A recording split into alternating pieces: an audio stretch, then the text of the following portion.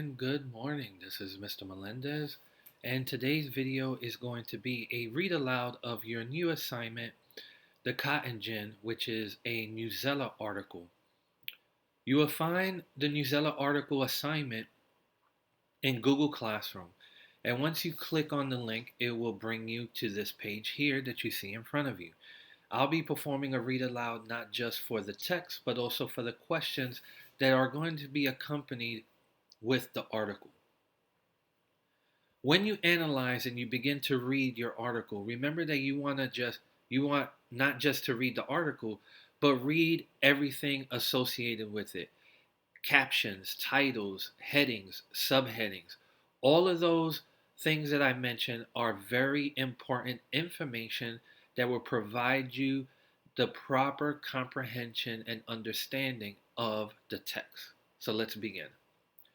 Forgotten Spot holds important history of U.S. South cotton and slavery. And this is a picture of a very old cotton gin. There were several of them. So let's begin. Underneath the picture, a model of a 19th century cotton gin is on display at the Eli Whitney Museum in Hamden, Connecticut. Savannah, Georgia. Mulberry Grove is the most important place in Southern history, yet few people ever go there. It has no visitors center or museum. The fields where cotton and other crops once grew are now overgrown with weeds. Today, the old plantation along the Savannah River is forgotten. Still, very important things once happened at Mulberry Grove. Slavery was first introduced to Georgia at Mulberry Grove. Men and women brought from Africa were forced to work in the fields. They were owned like cattle and could be bought and sold. South Carolina plantation owner Patrick McKay brought the first slaves into Georgia during the 1700s. He put them to work in the rice fields of what would become Mulberry Grove.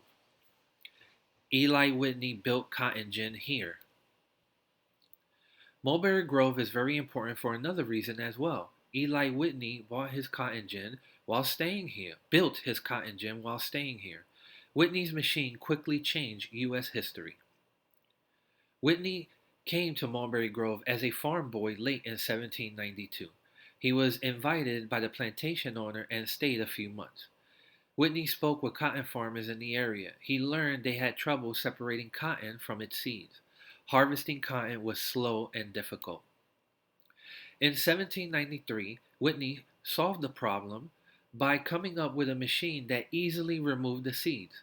His machine is known as the cotton gin. The word gin is just a shortened form of engine or machine. Once growing cotton was easier, many more cotton plantations sprang up. Other countries began buying large amounts of cotton, American cotton. Over time, our country became much richer. Bad side, many more slaves. There was a bad side to all this, though. Plantation owners decided they needed more slaves. Soon, many more Africans were brought to the New World, where they were forced to work in the cotton fields. In 1790, there were about 700,000 slaves in the United States. In 1861, there were nearly 3 million slaves in the South. All U.S. slaves were freed following the Civil War, which ended in 1865. Many historians say Mulberry Grove is too important to be forgotten. It should be remembered both for the good and the bad, they say. People need to know what happened here, said historian Vonette Good Walker. How to tell story of Mulberry Grove. Several groups have already tried to do something with Mulberry Grove. They hoped to make it a place that would be easier to visit and where visitors can learn about the plantation's history. So far, nothing has worked. Many still feel something has to be done. People can always read about history in books, said history professor Solomon Smith. However, nothing beats going to the place where something important happened. Doing that is the only way to really, quote unquote, feel what it's like, he said. There's so much history here, it would be a loss if nothing's done, Smith said. Of course, white and black people think about the history differently, said historian Stan Deaton. Some people are happier not thinking about it at all, he added. It brings up a lot of bad feelings for both blacks and whites. People don't know that Mulberry Grove is here or why it's here, Good Walker said. People don't really want to deal with the history anymore, but they should. We need to tell the whole story. When you scroll down to the third page, you're going to have four multiple choice questions. What you want to do is when you answer the questions, go ahead and in Google Docs you have a highlighter right here. You can go ahead and use it and highlight your answers. For example, if this was the answer to question 1 was A, you would highlight it as such.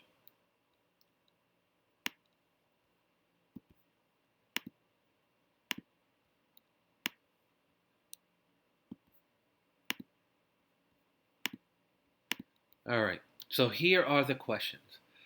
Number 1, which sentence from the article is most important to include in its summary? A. Mulberry Grove is the most important place in Southern history. B. The fields where cotton and other crops once grew are now overgrown with weeds. C. Men and women brought from Africa were forced to work in the fields. And D. They were owned like cattle and could be bought and sold.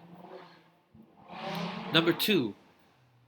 What is the main idea of the section How to Tell Story of Mulberry Grove? A. Black and white people think about history differently. B. Mulberry Grove has been turned into a place that is easier to visit. C. Many people believe it is important to revive Mulberry Grove. And D. People would do better to read about Mulberry Grove's history in books. Number 3. Based on the section Bad Side, Many More Slaves, which of the following statement is true? Slavery decreased in the United States between 1790 and 1861. The Civil War ended slavery throughout the United States. C. Historians generally believe that Mulberry Grove is not as important part of U.S. history. And D. Historians believe that people should only focus on the good history of Mulberry Grove. Number 4. Which section of the article explains how cotton is cleaned of seeds? A. Introduction, paragraphs 1 through 5. B. Eli Whitney built cotton gin here. C. How to tell story of Mulberry Grove. Or D. Bad Side, Many More Slaves. A quick hint. Some of the questions are asking you to read the section or go to the section, a certain paragraphs. It is best to go to those paragraphs to be able to pinpoint what the answer might be. So my suggestion is like question 2, where it says, what is the main idea of the section How to Tell Story of Mulberry Grove? I will go back up to How to Tell the Story of Mulberry Grove and kind of reread this section in order for you to answer the question properly. Ladies and gentlemen, that is the end of the read aloud. This is Mr. Melendez signing off. Have a good day, and it's Friday, so enjoy your weekend.